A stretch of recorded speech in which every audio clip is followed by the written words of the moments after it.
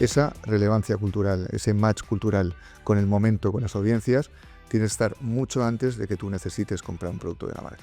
Sabemos que para KFC es mucho más importante que nos compren buckets de pollo, es que sean fans de la marca. El problema de audiencia no es que no haya audiencia, es cuál es la predisposición que tiene esa audiencia a la hora de recibir contenidos. Podcast patrocinado por AdSoci. Recibimos... ¿Ya está el botón? Sí. A Antonio le encanta reventarme los inicios. Vivimos de esto. Es que si no... Hoy recibimos a una persona que lleva décadas en grandes agencias, fundador de las suyas propias y más de un centenar de premios, con una idea bastante sólida, que la creatividad no es decoración, es palanca. Con más de un año como Creative Vice-President de Jungle, lideras equipos, coordinas talento y tienes un reto que no es nada pequeño, o sea, mantener el nivel creativo en un mercado cada vez más fragmentado, saturado y con una obsesión del resultado inmediato. Así que yo creo que hoy venimos a hablar de eso y aprender, sobre todo los que no tenemos ni idea de publicidad digital. ¿Qué pasa cuando la creatividad deja de ser una dupla y se convierte en estrategia, en estructura? ¿Cómo se lidera talento creativo en 2026? Y cómo atreverse con ideas tan valientes como las vuestras en un ecosistema cada vez más complejo. Así que bienvenido, Germán Silva, a los micros de Ni puta idea de publicidad digital. Pues aquí estamos. Aquí estamos. Yo no creo que merece la pena más ver los premios que la cantidad de años que llevas trabajando, aunque una cosa va con la otra.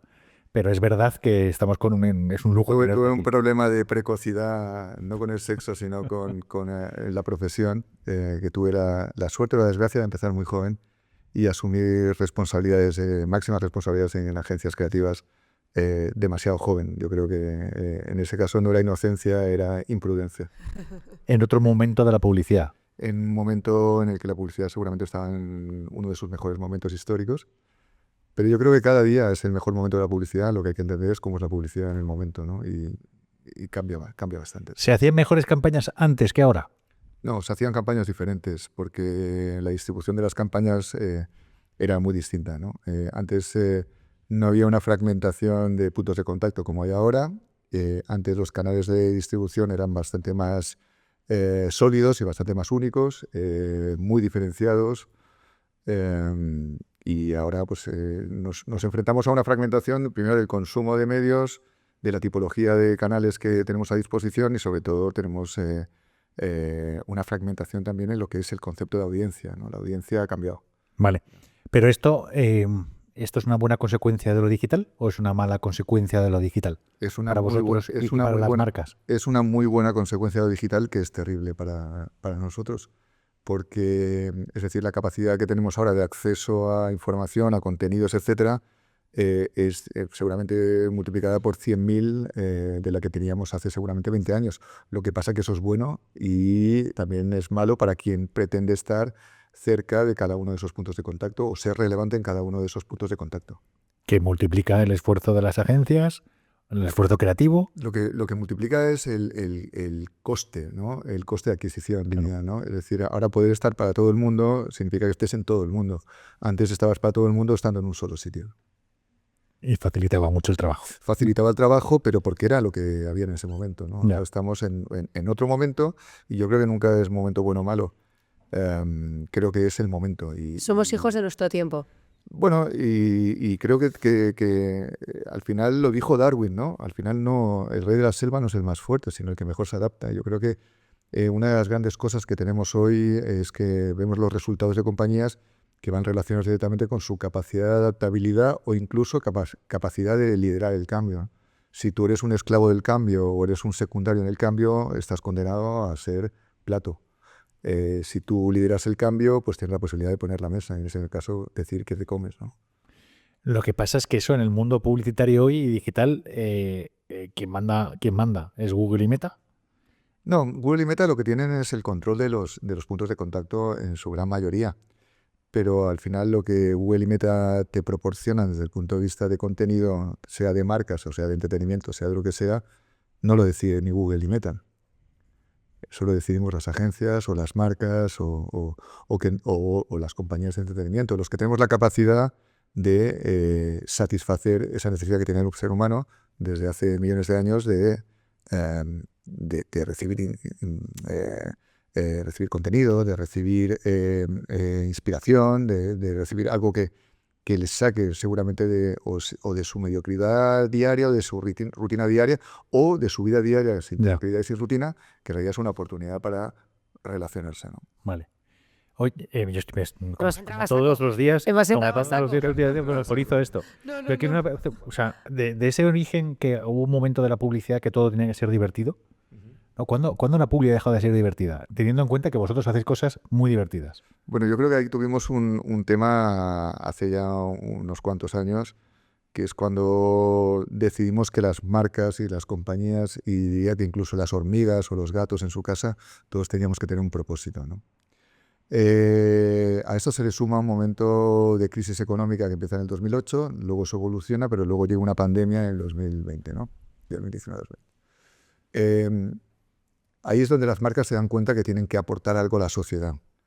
Yo no sé si es que se dan cuenta que tienen que aportar algo a la sociedad o si nosotros les vendemos una tendencia o un tren, que es aquel de decir, ustedes tienen que aportar algo a la sociedad, es decir, tienen que explicarle a la sociedad para qué están aquí. Pero además en un tono en el que sea un tono ecuménico o un tono democrático o un tono que sea sensible para cualquier ser humano que sea testigo de una comunicación de una marca, ¿no? O que tenga una relación directa o indirecta con una marca. Se entendió mal el propósito, o el propósito pasó de ser algo de para qué está esta compañía, para qué ha nacido esta compañía, y pasó a ser por qué buenas razones hemos nacido como marca. Eso llevó a que los tonos variaran, las grandes corporaciones decidieron que tenían que recorrer ese camino que lejos de ser cuál es la relevancia de mi marca, pasó a ser cuál es la bondad de mi marca, por qué hacemos las cosas bien, por qué somos sostenibles, por qué reciclamos, por qué tenemos igualdad entre hombres y mujeres en nuestras plantillas, etcétera, etcétera, etcétera. Eso llegó un momento que hizo que la publicidad en general, la comunicación en general, pero ha pasado en el cine y os habréis dado cuenta, hemos dejado de tener grandes picos de talento o de creatividad y nos hemos ido más a discursos de marca, te diría que casi pseudopolíticos, ¿no? Yeah. Y buenistas. Buenistas, y porque además la sociedad, y eso por eso somos al final fruto del momento, la comunicación también, la sociedad también ha mutado mucho. Antes podíamos hacer chistes que ahora no los puedes hacer. Yeah. Ahora tú pondrías a Arévalo en televisión o a Fernando Esteso y alguien se iría a la cárcel. Entonces, todo eso ha cambiado. Antes podías hacer un chiste típico chiste de cuñados en una cena y ahora puedes ganarte 4 enemigos en la cena. Antes hablabas de política con tu familia en la cena de Navidad y no había divorcios. Ahora digo divorcios familiares. Yeah. Ahora, entonces, todo esto ha hecho, antes todo el tema de lo green, ¿no? Era sexy, ahora todo el tema de lo green pesa tanto que ya ni siquiera ni es relevante, pero sigue estando. Entonces, lo que hemos hecho es ir añadiendo capas de control sobre lo que decimos, sobre lo que hacemos, sobre cómo estamos, sobre cómo nos relacionamos. Yo siempre digo, ¿no? que en algún momento a alguien se le puede ocurrir o se le puede escapar decirle a alguien de su equipo, joder, qué guapa estás hoy, y puede que pierda trabajo por decir eso, ¿no? Entonces, todo eso, imaginaros que nosotros lo que hacemos es concentrar en 20 segundos mensajes, o en 30 segundos mensajes, o en 10 segundos, que ahora es la moda, hay que hacer cosas de 10, mensajes que tienen un montón de taras, un montón de topes, o un montón de restricciones a la hora de hablar. Es difícil hacer humor cuando tienes tanta cortapisa, ¿no? Ya. Y por lo que dices, tampoco se puede creer en todo, ¿no? Porque es imposible que una marca... Primero, es imposible que una marca crea. Bueno, yo sigo pensando que al final las marcas son, te diría casi como en la religión, las marcas no dejan de ser imágenes, ¿no? Son elementos emocionales o posiciones emocionales o humanización de lo que es la esencia de una compañía, ¿no? Una compañía necesita relacionarse, necesita tener punto de vista, necesita tener un espacio en la sociedad, necesita tener una audiencia, necesita tener un mercado, y la marca lo que hace es representar, es una representación iba a hacer una presentación en términos religiosos, pero dejémoslo representación para no. Sí. Pero las marcas, yo creo que las marcas no creen las personas que están dentro de las marcas. Eso es. Y las marcas pueden tener lenguaje, pueden tener tono, pueden tener idea de marca, pero al final todo eso cambia en el momento que cambian las personas. A menos que tengas grandes marcas, como puede ser, por ejemplo, Coca-Cola o pueda ser Apple, ¿no? Que trabajan desde la herencia de la marca, ¿no? Por eso es importante crear marcas muy sólidas que tengan la capacidad de generar un heritage propio que consiga que, por mucho que haya un discapacitado llevando esa marca, la marca esté por encima del momento de esa persona, ¿no? Ya. O de esas personas. Pero afortunadamente yo creo que las grandes marcas tienen gente muy potente con ellos y yo creo que al final, siendo una representación no humana, pero sí humanoide, porque al final está buscando formas de relacionarse que tienen que ver con el ser humano, las marcas yo creo que pueden creer en cosas, pero quien cree en las cosas son las personas que están en la marca o las personas que creen en la marca, que yo creo que es Claro. para bien y para mal, ¿eh? Porque Esa es la puedes sensación creer que da, negativamente claro. por una marca y no comprarás nunca un producto de esa marca. Que la tendencia da la sensación como que hemos ido trascendiendo cada vez más a las herencias de las marcas o a su sistema de creencias, que ya no las marcas no pueden creer en todo. Has hecho una lista larga de cosas que las marcas tienen que creer para pasar de repente a que las marcas tienen que contar algo más, ¿no? Tenemos una campaña estas navidades pasadas, estamos en febrero, con Movistar, una gran campaña que va tocando no solamente un tema sensible, sino un tema que es esencial en la cultura española, ¿no? La familia y la herencia dentro de la familia. O sea, que hay algo más, digamos, ¿no? La sensación que da. Pero fijaros que en este caso, Movistar, que yo creo que lo hizo muy bien con la campaña que dices, que es por todos, ¿no? La de Marusha. Pero al final lo que está tirando es de elementos relevantes que son consistentes en la sociedad desde hace 3.000 años. Eso es. Es decir, al final la preocupación de una madre por sus hijos es esencial, pero te diría que es casi ancestral. La necesidad de saber que has llegado sano y salvo a casa es algo que es ancestral. Al final lo que hace esa campaña es utilizar elementos tremendamente relevantes, tremendamente seguramente emocionantes, que no emocionales. Emocionantes porque al final yo creo que siempre que metes creatividad y comunicación hay una emoción que buscas, ¿no? Por eso digo emocionantes que no emocionales. Esa campaña trabaja en cómo ser relevantes desde algo que normalmente se entiende como mastodóntico, que puede ser una compañía telefónica o una gran tecnológica, ¿no? Y eso también lo hace Apple y lo hacen otras marcas que trabajan desde la relevancia, pero yéndose a sitios que no sean demasiado complejos, ¿no? Lugares en los que la relación sea muy directa y que apele a cosas que tú tienes en tu imaginario. ¿Por qué? Porque al final nosotros hicimos en Navidad la campaña Qué ilusión para la 11, que vuelvo a lo mismo, es el máximo sueño de una madre es que llegue su hijo en Navidad, aunque el hijo tenga 45 años, y el mayor orgullo que puede haber para un hijo es sentir el agrado que tiene su madre, que recibe su madre cuando tú llegas en Navidad, ¿no? Aunque tengas la edad que tengas y te parezca que tu madre es insoportable. Pero lo importante es activar esos elementos de comunicación que son relevantes y que en realidad son shortcuts, ¿no? Son atajos que te llevan a cosas que directamente te tocan sin tener que explicártelos demasiado, ¿no? Yeah. Y eso es emoción pura, y la emoción, lo que pasa es que hemos olvidado que la emoción, el humor puede ser emoción, que la risa es una de las mejores emociones del mundo, ¿no? Que la alegría, la felicidad no pasa solamente por llorar, ni por un abrazo, también pasa por una colleja bien dada, ¿no? Y si no, que se lo pregunten a Harold Lloyd, ¿no? A Buster Keaton, ¿no? A Chaplin. Yeah. Yo estoy por callarme y dejarle que siga hablando. O sea, yo creo que hay una cosa que destacaría mucho de vuestro universo, dentro de lo fan que soy, y es cómo sabéis llegar con el mensaje adecuado al canal concreto con la fragmentación de audiencia que hay. Es que me parece súper difícil porque son insights muy bien tirados. Me interesaría muchísimo conocer cómo funciona porque... O sea, hablamos mucho de publicidad digital en el podcast, es el tema. Hemos recibido agencias, hemos recibido marcas. Creo que podemos recibir aún más gente creativa porque a mí me interesa un montón saber cuál es el proceso creativo cuando una marca llega. O sea, cómo llegas a eso. O sea, cómo vosotros, no tanto el proceso de trabajo, sino cómo se pare una idea así. Me interesa un montón. Pues mira, te diré que gran parte de lo que pasa en las compañías de Jungle, y cuando hablamos más de comunicación, de publicidad, te diría que es PS21, es meme y es true. Todo tiene que ver con una cosa que nosotros llamamos, o que me gusta llamarla por lo menos a mí, que es el match cultural, ¿no?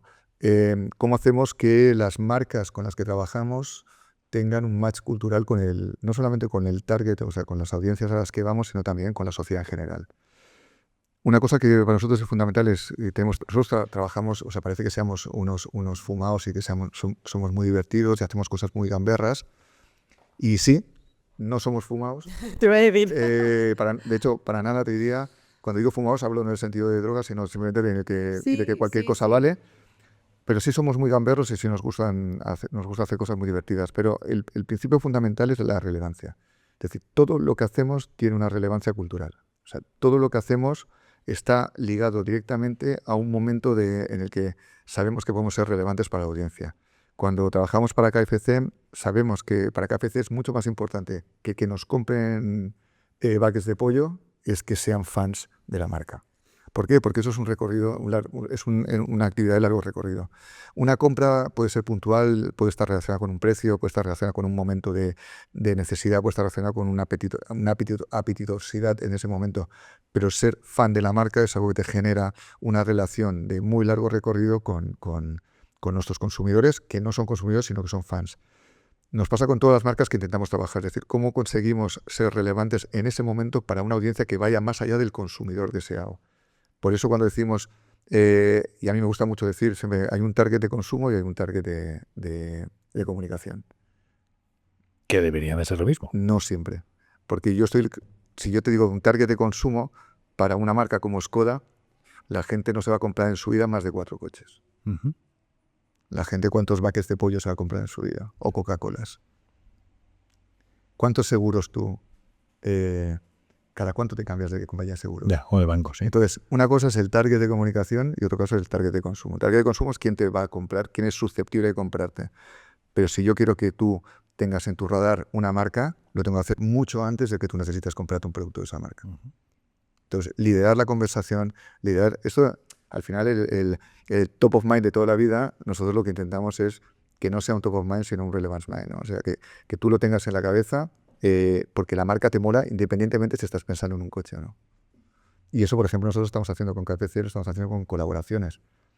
Y colaboramos con marcas que, pues colaboramos igual que colaboramos con una serie como Dragon Ball, colaboramos con Licor del Poro para sacar un helado con sabor a helado, o sea, con sabor a pasta de dientes. ¿Pero por qué? Porque no es que estemos haciendo un helado para niños, sino estamos haciendo un helado para todos aquellos que alguna vez hemos fantaseado con la idea de tomarnos una pasta de dientes directamente, ¿no? O el sabor ese que tiene. O cómo somos tan sexys como para que una marca como Netflix, para su contenido, para un lanzamiento de miércoles de la serie, pues quiera colaborar con KFC, ¿no? Eso, para ponerte el ejemplo de KFC, nos está pasando lo mismo con Línea Directa, que también hemos tenido una colaboración maravillosa también para miércoles, porque el objetivo de Línea Directa es contar que no solamente tiene seguros de coche, que hasta hace muy poco se entendía Línea Directa como una compañía que vende seguros directos, muy directos, en un contexto de precio. Pero ¿dónde está ahora la oportunidad que tiene Línea Directa? Desde abrir su rango de clientes, porque aumenta el rango de seguros o de productos asegurables. Entonces, ¿qué aseguramos todo? Aseguramos todo lo de tu vida normal, pero también todo lo de Nevermore. Si somos capaces de asegurar todo lo que pasa en la serie miércoles, imagínate lo que podremos hacer contigo. Eso es estar en la cabeza de la gente mucho antes de que sienta la necesidad de cambiar de seguro. Entonces, esa relevancia cultural, ese match cultural con el momento, con las audiencias, tiene que estar mucho antes de que tú necesites comprar un producto de la marca.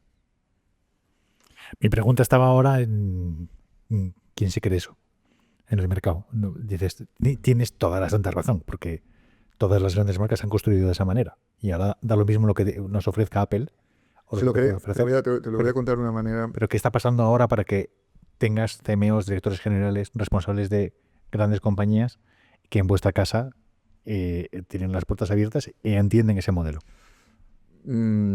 A ver, es muy difícil si lo planteas desde los modelos tradicionales, ¿no? Es decir, al final crees esto en un momento, como hemos dicho antes, ¿no? En un contexto de fragmentación, en un contexto también de necesidades de modelos de consumo, de canales, ¿no? Sea cómo consumes TikTok o cómo consumes X o cómo consumes televisión española, ¿no? La 1, o cómo consumes los canales digitales, ¿no? Como plataformas digitales, etc.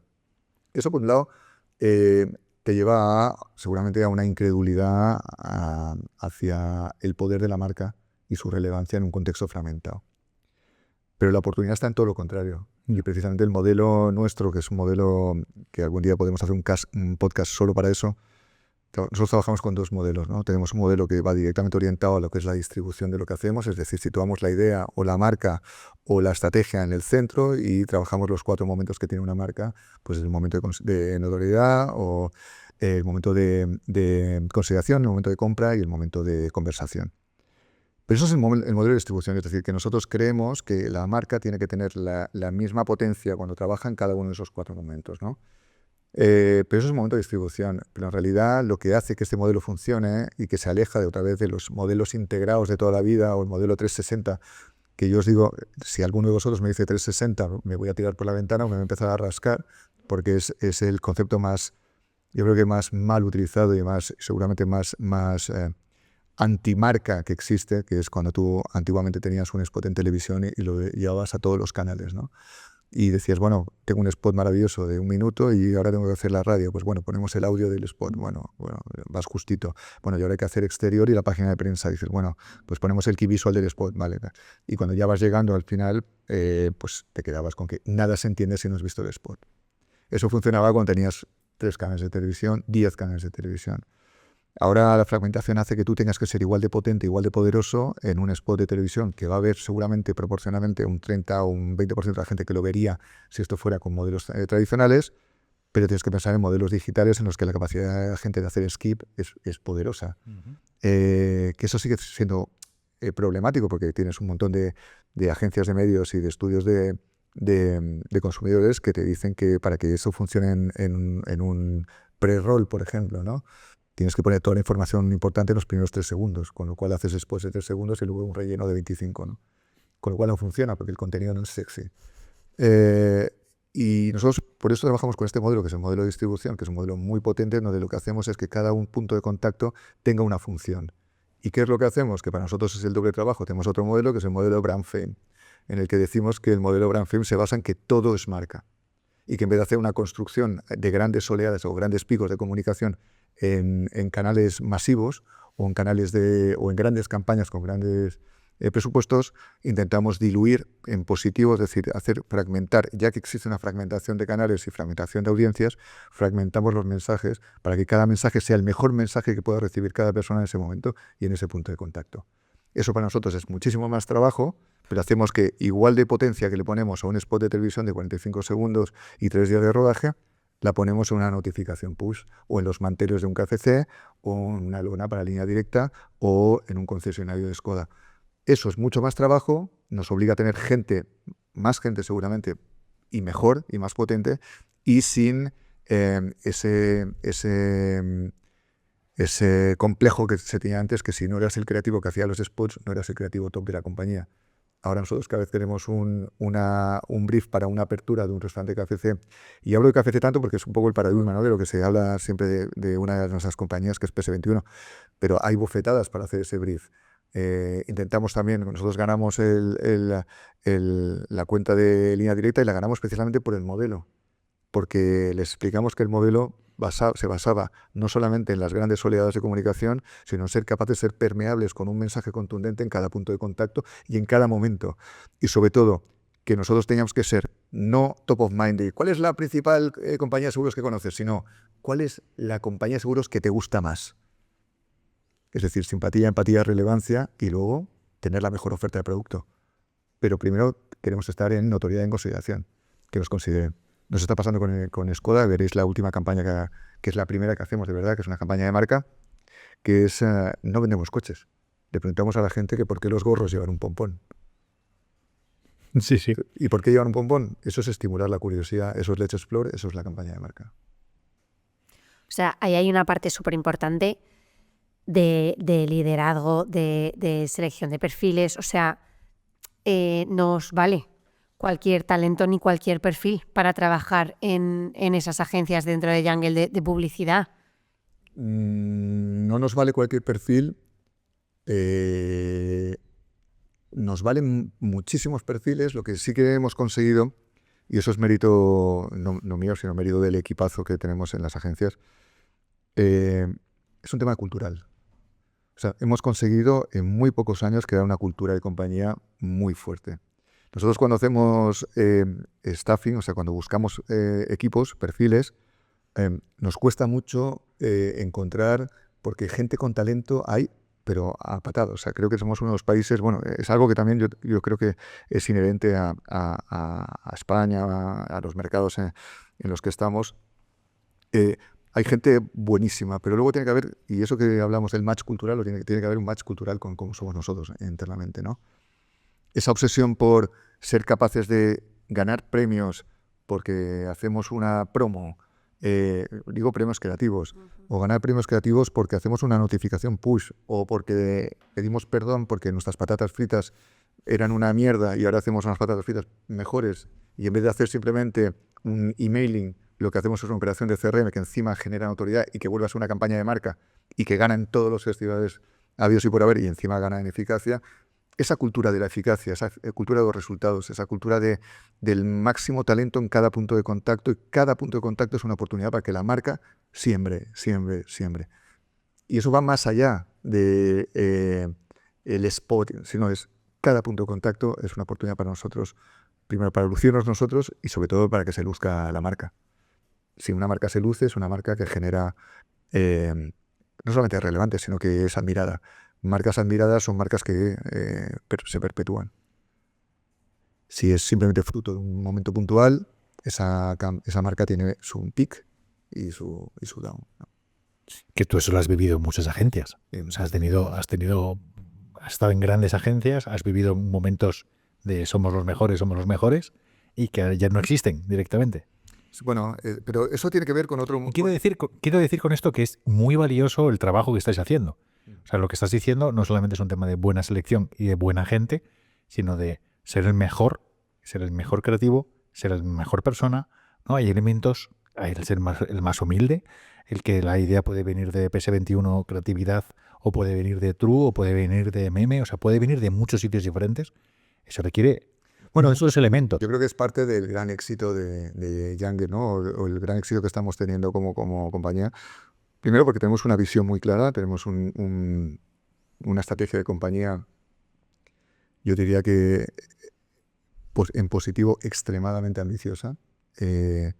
Creemos en este negocio, porque creemos que este negocio no se termina en los anuncios o en la publicidad o en el PR o en el social, sino que este negocio se va a cimentar o se está cimentando, digo el nuestro, en colocar la creatividad como eje para cualquier relación que tengan las marcas con sus ecosistemas de valor, y eso pasa por tener creatividad a tope en tecnología, creatividad a tope en diseño. Cuando hablamos de diseño no es diseño gráfico, hablamos de diseño industrial, diseño de futuros, que estamos muy fuertes en eso, en temas de inteligencia artificial aplicada al diseño, en diseño de interiores, en todo aquello que tiene de verdad una influencia directa en la vida de las personas, más allá simplemente de lo que es la comunicación publicitaria. Eso hace que nosotros podamos tener ese punto primero de riqueza en la cantidad de inputs que recibimos, es decir, cómo afrontamos los proyectos, qué gente colocamos en los proyectos, cómo hacemos que gente de distintos equipos trabajen juntos. Eso pasa porque en nuestro modelo nosotros tenemos un solo P&L, es decir, intentamos que no haya tribus, que no haya silos, y no los hay, aunque hay responsabilidades sobre los presupuestos de cada una de las compañías. Intentamos que todo haya, por eso tenemos un solo CEO en todo el grupo, que es Agustín Vivancos, y lo que hacemos es que no exista esa necesidad de cubrir mi territorio, que es seguramente lo que nos diferencia de WPP, de Publicis y de todos estos grupos, que lo que hacen es que cada uno de sus compañías intenta llevarse el máximo de cada uno de los clientes porque sus resultados son los que marcan sus futuros, ¿no? De cada uno de los directivos o de los responsables. Nosotros trabajamos generando, sí, obviamente hay KPIs para cada uno de los jefes de las compañías, pero esencialmente trabajamos desde el éxito total. Y una de las cosas que más nos llena de orgullo es que muchos de los clientes, o mucho te diría que la gran mayoría de los clientes que llevan más de 2 años con nosotros, trabajan con como mínimo 2 o 3 compañías del grupo. Y esto ha sido de modo orgánico, no ha sido impuesto. No es que tú trabajes conmigo y te impongo que trabajes con... Vale, entramos con PS21 y te impongo que trabajes con Meme o con True o con Raymakers o con Liquid o con Lucy o con la que sea. Nosotros ganamos y lo que hacemos es entramos y de manera orgánica decimos estas son nuestras capacidades, estos son los precios de mercado nosotros no paquetizamos presupuestos, y en el caso de paquetizarlos no los hacemos a la baja, sino los hacemos de acuerdo, y en eso Bearce, que es la directora general del área de comms, ¿no? De la plataforma de comms de Jungle, lo tiene clarísimo, ¿no? Que es, yo no te voy a cobrar por el paquete, sino te voy a cobrar por las personas, los perfiles que vamos a poner a tu disposición, de acuerdo a los valores de cada uno de esos perfiles. Y solemos negociarlo poco. O sea, no ganamos pitches por dinero, jamás. Y eso es otra cosa que podemos hacer desde la independencia. ¿Por qué? Porque tenemos la capacidad de subir 3 escalones y hablamos con el CEO de la compañía. Yeah. Y eso se hace cada semanas, una semana sí, una semana no. Y luego los procesos internos de control nos permiten que podamos tener no solamente una ambición, sino también unos resultados a partir de la ambición. Ya que nos hemos metido en estructura de organización y contexto de vuestra organización, pero cada uno sabe lo que tiene que haar.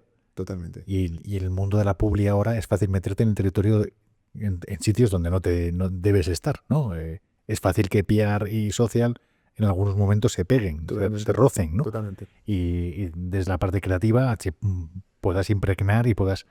¿Esto cómo consigues, no la parte negativa, sino la parte positiva, cómo consigues que todo el mundo esté tirando hacia la misma dirección? ¿Es transparencia? ¿Es tiempo? ¿Es conversación? Nosotros tenemos 6 palabras fundamentales en la compañía, de las cuales te hablaré solo de 2, ¿no? Pero hay una que está por encima de todo, y la he mencionado antes, ¿no? Que es cultura. Nos cuesta, pero cuando diría cuesta, es cuesta en tiempo, que no en dinero, pero sí nos cuesta encontrar a los perfiles que puedan dirigir cada una de nuestras compañías cuando vemos que el principal freno que puede haber es cultural. Es entender la cultura de la compañía. Nosotros queremos creativos que entiendan, bueno, de hecho queremos y los tenemos, por ejemplo, los departamentos creativos, nuestros creativos tienen tanto orgullo por un premio en Cannes como por un premio en eficacia. No solo llevamos de los últimos 4 años de eficacia, hemos sido 3 años seguidos la agencia del año, y este año pasado pues solo quedamos los terceros. Es muy difícil ganar en eficacia, es muy difícil, y es una demostración de cultura. Cultura que mezcla el mejor talento que podamos tener para cada uno de los proyectos con esa obsesión estratégica por los resultados, es decir, por conseguir ventas. Yo hablaba de los éxitos de Línea Directa en su primer mes de campaña, solamente con Alona y con 3 acciones de exterior, y conseguimos récord histórico de cotizaciones. Un récord histórico de cotizaciones es mi trabajo, es mi trabajo como compañía, ¿no? No es vender seguros. Yo no hago el producto de los seguros. Yo no hago la gestión del seguro. Yo no le pongo precio al seguro. Yo solamente llevo a la gente, al consumidor y no consumidor, a que se pregunte por qué Línea Directa, ¿no? Mi trabajo de Jungle y de todos los equipos con Skoda es intentar que la gente tenga en consideración a Skoda cuando antes para ellos Skoda era otra cosa. Skoda seguramente tiene el mejor producto del grupo Volkswagen hoy, ¿no? Pero la gente no lo sabe. Pero yo no puedo contarte en un spot o en un post en Instagram o en un discurso en LinkedIn lo que se sienta llevar un Skoda hoy versus lo que se sentía hace 15 años o cuando te subías en un taxi Skoda, ¿no? Uh-huh. Nuestro trabajo es llevar a la gente al concesionario. Al concesionario. Ese es el trabajo. Entonces, eso pasa por tener a los mejores talentos posibles, que culturalmente entiendan que para nosotros es igual de importante el brief del Welcome Pack de Skoda cuando te compras una Skoda que el brief de la cuñita que hay que hacer para un momento de LinkedIn que hay un producto, o sea, un momento, perdón, de Línea Directa que hay un producto interesante, o una mega campaña para cualquier cliente grande que tengamos. Cada uno de esos espacios es un espacio seguramente de progreso para la marca y una oportunidad de lucimiento para quienes están detrás, sean planners, sean creativos o sea gente de tecnología, que también. Por eso estamos tan metidos, ¿no? en el crecimiento inorgánico dentro de Jungle, con la adquisición de compañías tecnológicamente muy punteras y que nos aportan ese esa capacidad de ser no solamente relevantes desde la comunicación, sino también desde el producto. Para los que no tenemos ni idea del universo Jungle, que lo tenemos, pero hacemos como que no, si tuvieras que ponerle un adjetivo a cada compañía, ¿cuál sería? Hombre, éramos 9, 10, 11 y ayer fuimos 12. No sé si me acordaré. A las de Publi. Sí, tendrás 12 adjetivos. Me quedo con Meme, me quedo con... No, pero PS21. por ejemplo, nuestra última y motivo de orgullo, que es algo que comunicamos oficialmente al mercado, ayer, que es Prodigioso Volcán. Prodigioso Volcán es una compañía top, que con un volumen de negocio espectacular y que, como dice su nombre, aparte de ser un volcán, es prodigioso lo que han hecho y es prodigioso lo que van a aportar a Jungle como ecosistema. Meme, te diría que es social first, pero no es social first en realidad, es ese creative social, ¿no? Que tiene mucho que ver también con ese punto de vista, en donde nosotros no trabajamos desde el community management, sino que trabajamos desde la relevancia creativa en cada uno de los momentos que tiene la marca. De hecho, con Meme intentamos huir del always on, porque es algo es decir, la calendarización de las propuestas en redes sociales de las marcas, y trabajamos desde el always in, es decir, esa capacidad de reaccionar o de accionar en momentos en los que no se espera que reaccionemos. Y lo hacéis muy bien. Reaccionar en Navidad, reacciona todo el mundo. Meterte un 4 de enero, porque sí, en algo, y petarlo, es lo que nos hace grande. Soy yo Ikea, me morí de la risa con Rosalía. Bueno, pues con la lámpara. Y lo mismo hacemos con True. True podrían hacer, sobre todo en el caso de Meme y de True, ambas compañías son spin-offs de PS21, ¿no? O sea, nosotros teníamos un equipazo de social en PS21 y de ahí hicimos un spin-off y creamos Meme, de la misma forma que teníamos necesidad de trabajar en PR para nuestros clientes, y desde PS21 con equipos de PR lanzamos True. Y True también trabaja desde la reputación, sí, desde el PR, pero es el creative PR. De hecho, yo creo que pocas agencias de relaciones públicas tienen un 25% de su plantilla, o de su equipo, que sean equipos creativos. Y eso está muy directamente relacionado también con posiciones como, por ejemplo, la de Sergio García, que es nuestro director de estrategia, o la mía, en la que nosotros no estamos solo con PS21, estamos con PS21, estamos con Meme y nuestros equipos, y estamos con True, y estamos con PS21 en Barcelona, etcétera, etcétera, etcétera. Y también estamos en proyectos de estrategia con otras marcas.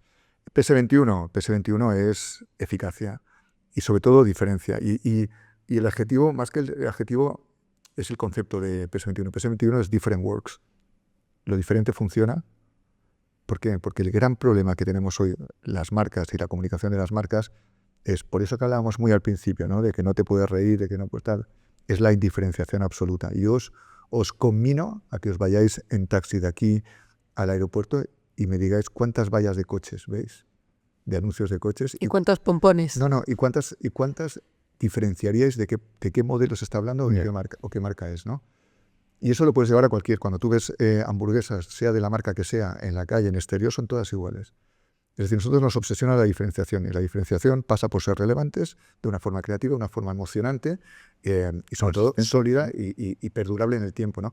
Y creemos mucho en la sostenibilidad. Entonces, Meme tiene ese punto de ese social creative, o sea, social creativity, pero muy orientada a huir de lo tópico o lo anecdótico y ser relevantes ahí donde no se nos espera, aunque luego si hay que hacer el always on lo hacemos y todo. True es ese punto de creatividad aplicada al PR, pero desde un punto de vista de la responsabilidad, y por eso muy metidos también en la reputación, etcétera, pero con equipos creativos que entienden el PR como una palanca de comunicación fundamental. PS21 es different works. PS21 es hoy por hoy la agencia, o una de las agencias, lo digo desde la humildad, que más lo está petando, la agencia del año en anuncio, en el Sol el año pasado, terceros en eficacia, la agencia más premiada en eficacia de los últimos 5 años. Os habéis conseguido que la gente se ponga la camiseta de PS21 a saco. Eso, o sea, porque tengo la suerte de compartir vida profesional con Víctor Blanco, que yo creo que es uno de los máximos talentos que hay. Desde luego es el mejor creativo con el que he trabajado en mi vida y con el que tengo una relación no solo profesional, sino también personal de mucha amistad. Pero también los equipos. O sea, los equipos crecen a imagen y semejanza de la cultura de PS21, y la cultura de PS21 es la que ha un poco sembrado lo que es la cultura de Jungle, y por eso, porque el núcleo duro de PS21 es verdad que es el núcleo duro con el que nacimos como Jungle, ¿no? Y eso pues vuelve a ser cultura. Cuando tienes una cultura fuerte, es maravilloso y es jodido. Ya. Es maravilloso porque tienes algo muy potente, muy poderoso, pues un poco como la cultura que pueda tener, otra vez desde la humildad, que pueda tener Apple o que pueda tener una banda de rock, ¿no? Que trasciende, ¿no? Que va más allá simplemente del disco de ese momento. Y eso no pasa por intentar ser leyenda, sino pasa por intentar tener algo que cuando antes alguien entra en la compañía, no está entrando en una empresa, está entrando en algo culturalmente muy potente, que tiene ese punto embriagador, pero que también tiene ese punto de visión, ¿no? Y no hay nada mejor que te pueda pasar en la vida que entrar en una compañía que tiene una visión clara y en la que tú te sumas a la visión, un poco como Braveheart, ¿no? Es que me da igual que hayan 4.000 millones de ingleses delante, nosotros somos escoceses, nos pintamos la cara, nos vamos con el culo al aire y para adelante, ¿no? ¿Hay estrategia, o sea, para la posición que tenéis en el mercado de relevancia absoluta? Te pregunto esto desde la absoluta ignorancia. Igual es una pregunta súper absurda. ¿Ha habido una estrategia también de marketing interno detrás? ¿O simplemente ha lucido la calidad de vuestro trabajo? Simplemente, entiéndeme. A ver, yo creo que es una suma de las dos cosas. La primera es una compañía que, y vuelvo a hablar de Jungle, todo lo que es el nacimiento de Jungle, la evolución de Jungle, está medido. Pero es una medición bastante, te diría, sui generis, ¿no? Porque en realidad se miden los pasos, porque hay una visión, porque se intentan crear modelos. Son modelos que se autoalimentan, se retroalimentan todos los días por el aprendizaje, con lo cual estamos abiertos al aprendizaje. La compañía va evolucionando no según necesidades del mercado, sino según la visión que tenemos nosotros del mercado, esencialmente Agustín, y los equipos que estamos con él, vamos evolucionando según pasa el tiempo, e intentamos ir siempre, en vez de cabalgar la ola, que eso es lo que mola, ¿no? No te dejes llevar por las olas, no, nosotros cabalgamos la ola, no, nosotros no cabalgamos la ola, nosotros intentamos predecir la ola, en muchos casos estamos provocando la ola. Y eso el modelo de compañía nos lo está permitiendo hacer, ¿no? Con el modelo de adquisiciones, etcétera, etcétera, etcétera. Por otro lado, el trabajo que se hace a partir de esto que estamos haciendo, que surge no solamente de los proyectos que hacemos, que más lucen teóricamente, como los que pueden ser las campañas que hacemos con PS21 o con Meme o con True o con PS21 en Barcelona o Meme en Barcelona, tal. Todo eso funciona, pero también funciona el marketing que hacemos de eso. Cuando digo el marketing que hacemos de eso, no es la cantidad de notas de prensa que mandamos, sino cómo gestionamos el trabajo que hacemos, cómo lo amplificamos internamente y externamente. Tenemos un equipo de comunicación increíble que dirige Rebeca Queimaliños, que es un equipo que funciona como un reloj, que sabemos amplificar lo que hacemos, que sabemos dónde colocarlo, que sabemos con quién hablar, y eso ayuda. Pero ayuda solo cuando ya tenemos hecho el trabajo. Previamente hay que hacer el trabajo, ¿no? Entonces yo creo que es una suma de las dos cosas. Te diría de tres: visión de compañía, talento, profesionalidad y trabajo y esfuerzo. Y por otro lado, amplificación, comunicación y tocar los puntos de contacto. De nuevo, si lo hacemos para nuestros clientes, ¿cómo no lo vamos a hacer para nosotros, ¿no? Bueno, da la sensación que estás pudiendo hacer lo que te da la gana hacer. Dentro de entiéndeme la pregunta o la frase, sino que estáis construyendo una marca y la estáis construyendo como queréis construirla. Entonces no viene dado, no viene de internacional, no viene de una cosa que es pequeña, es que estáis construyendo, estáis dándole una personalidad, una corporeidad a un grupo que es que mola. Te diría que nosotros tenemos dos tipos de clientes en la compañía. Tenemos todos esos clientes con los que trabajamos, con los que crecemos, con los que hacemos el mejor trabajo que somos capaces de hacer y que los resultados nos avalan no solamente desde el punto de vista de premios y de que eso está muy bien para el ego. Y como dice Agustín, mi socio, que siempre dice que ya nos hemos pasado esa ventana del ego, ¿no? Ya la pantalla ya está, ya veníamos de donde veníamos y creo que es el momento de la humildad, la generosidad. Y eso es verdad que nos ayuda, ¿no? Y luego hay otro cliente, y solo hay uno, de lo otro, que es Jungle. O sea, nosotros somos clientes de nosotros mismos. Eso es, y además lo llevamos hasta el extremo, hasta el punto de que intentamos que la marca vaya evolucionando con el tiempo, veréis cosas que van a pasar. La propia marca, nosotros acabamos de mudarnos de oficinas. Hemos pasado de estar en Antonio Maura, en una zona noble de Madrid, a irnos yo le llamo, que se ríen, le llamo el Meatpacking District de Madrid, que es la zona de Méndez Álvaro. Y eso es marketing. Y eso es un consejo que le dimos a nuestro cliente Jungle de que teníamos que cambiar de oficinas. Pero claro, nos podíamos ir a oficinas como todas las oficinas que van a estar en esa zona, que, pues como las de marcas como compañías como Mau, como Repsol, sí, etc. Repsol. Pero os invitaremos en su momento cuando conozcáis las oficinas, porque veréis que es una de las mejores campañas que hemos hecho en el 2005, esas oficinas.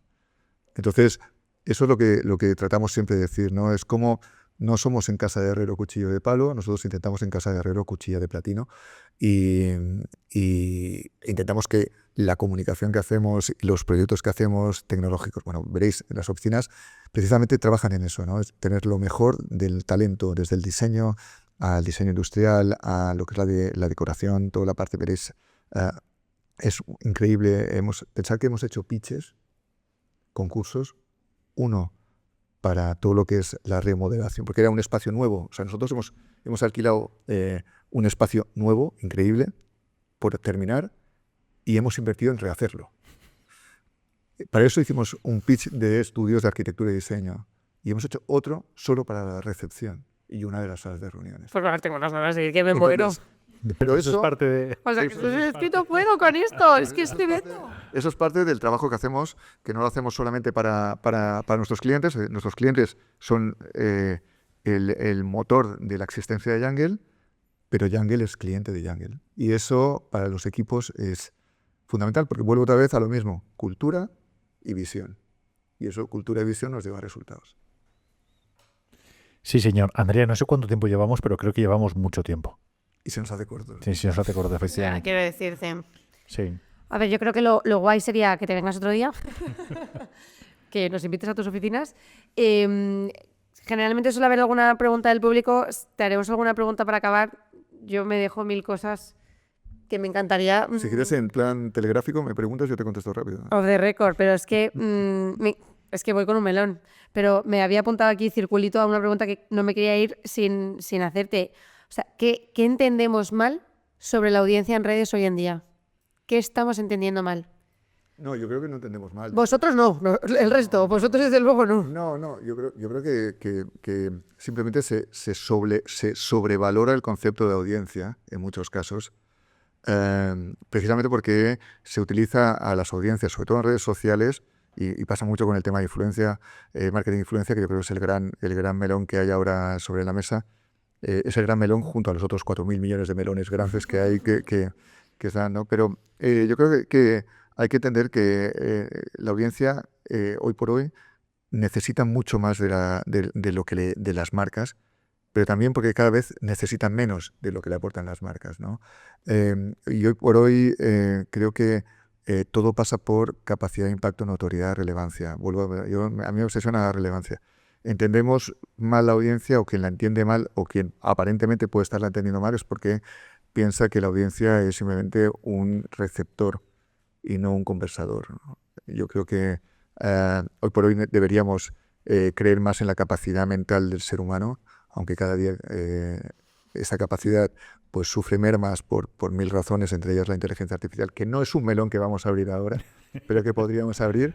Porque creo que cada Así vez... que no me preguntes por eso. Cada vez tenemos mayor apatía y menor usufructo, que no disfrute, o menor disfrute, mejor que casi de usufructo, de los contenidos que vemos en redes sociales. Entonces, aunque tengas una audiencia, la audiencia hoy por hoy tenemos que entender cuál es el mood de la audiencia a la hora que recibe contenidos, ¿no? Y creo que el gran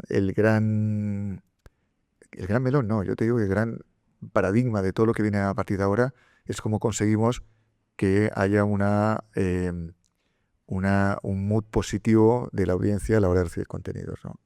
Porque la forma en que se consumen hoy por hoy los contenidos cada día es... Yo tengo un ejemplo que si se lo pregunto aquí, hablando de audiencia, a la audiencia, todo el mundo se acordará seguramente de grandes premios, la mejor película en los Oscars de los últimos 20 años, pero si os digo de los últimos 3, nadie me los dice. Es decir, el consumo que hacemos de cine, el consumo que hacemos de series, el consumo que hacemos de contenidos, la forma en que estamos abiertos, estamos generando callo en nuestra capacidad de empatizar con el contenido.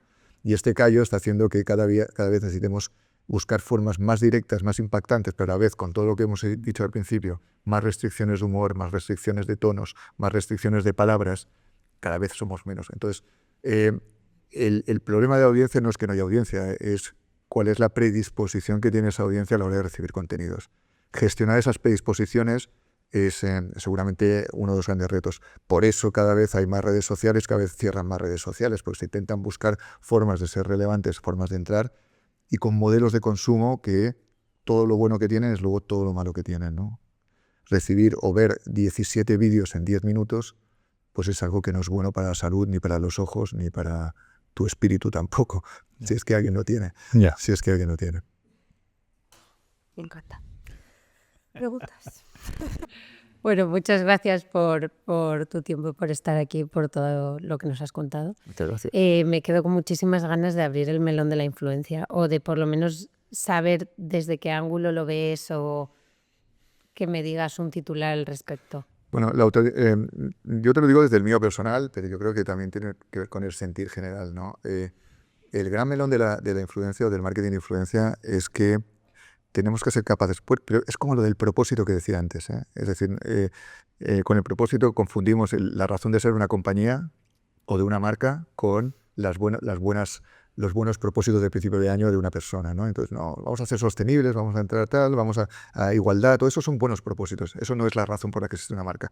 Pues me pasa un poquito lo mismo con el marketing de influencia o los influencers. Al final estamos comprando audiencia. Estás comprando audiencia. Una audiencia que muchas veces buscas que tenga una relevancia teórica para con tu marca o para con tus objetivos comerciales. Pero eres esclavo de una persona que se levanta por las mañanas, que un día está de mal humor, o que un día se le va la cabeza, o que un día no tiene ganas de hablar. Es decir, estás generando una esclavitud, una cierta esclavitud de tu marca para con una persona, o por mucho que tenga valor, simplemente porque tiene una cierta relevancia teórica de acuerdo a una serie de parámetros que tú compras en un informe y porque tiene una audiencia que sabes, no, es que este tiene 2 millones de seguidores en TikTok. Y yo siempre me pregunto, ¿y? Porque si lo que él cuenta no es... Pero esto es básico de influencia, ¿no? Te estoy contando algo básico. Pero pasa exactamente eso. Es decir, al final tú estás comprando una audiencia, que no digo que esté mal, pero bueno, si os fijáis, más que la influencia de redes sociales, mirad por favor la Super Bowl. No hay spot que no tenga un famoso. Y es un spot que se publica una vez. Y te gastas $6 millones en esa emisión de 30 segundos, ¿no? Y os fijáis en casi todas las campañas que estaban en la Super Bowl, todas tenían un influencer, que en este caso en realidad es un famoso. Pero ¿qué es sino un influencer? Sino alguien que tiene una audiencia menos cautiva.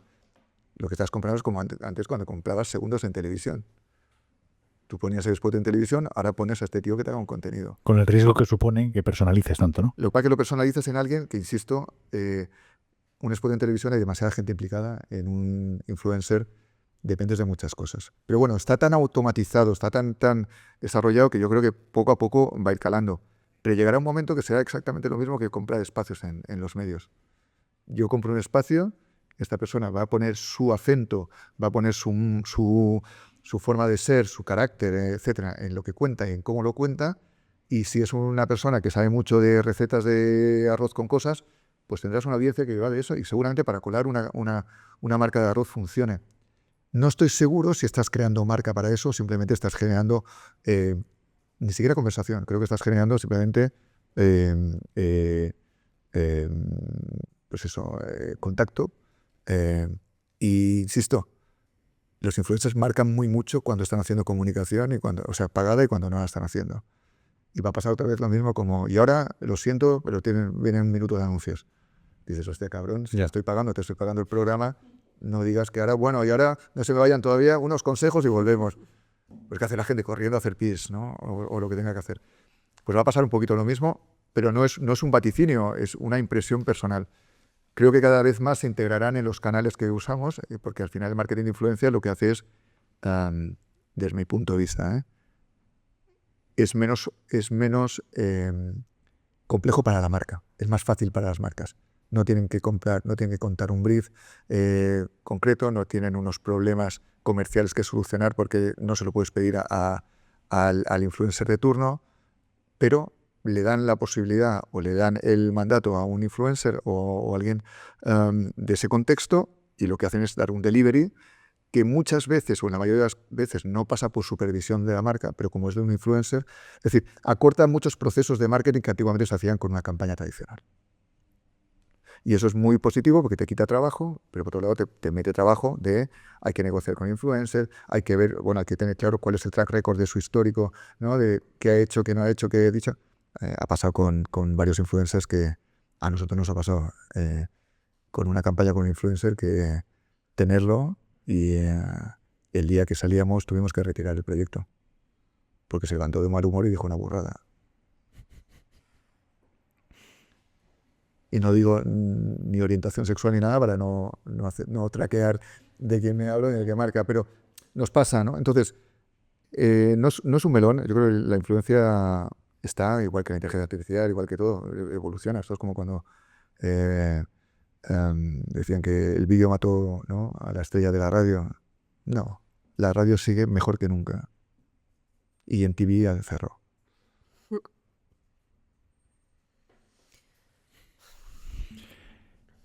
Seguimos en las mismas.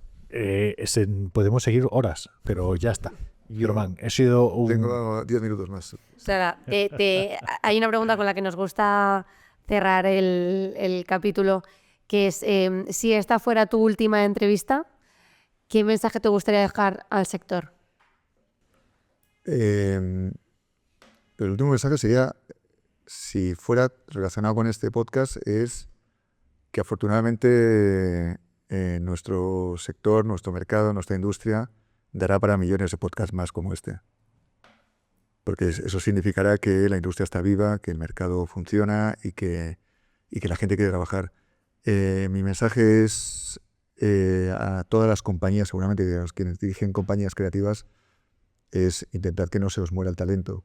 Porque es verdad que con una gestión de implosión, como tenemos en todas las compañías de hoy, donde vemos que todas las grandes compañías tienden a empequeñecerse, donde para mantener los márgenes gastas menos de lo que ganas, en vez de ganar más de lo que gastas, que es un principio de growth, de crecimiento básico, pues el talento se va. Y el talento cada vez está en sitios en los que no se hacen campañas. Deberíamos cuidar más al talento y mejor al talento, pero sobre todo para que esta profesión siga siendo un imán de talento. Eso sería lo mejor que le puede pasar a la industria. Sí, señor. Al final vamos a la persona, sí. Totalmente. Muchísimas gracias por el micrófono. Gracias a todos, sí. Gracias por la invitación. Vaya lujo.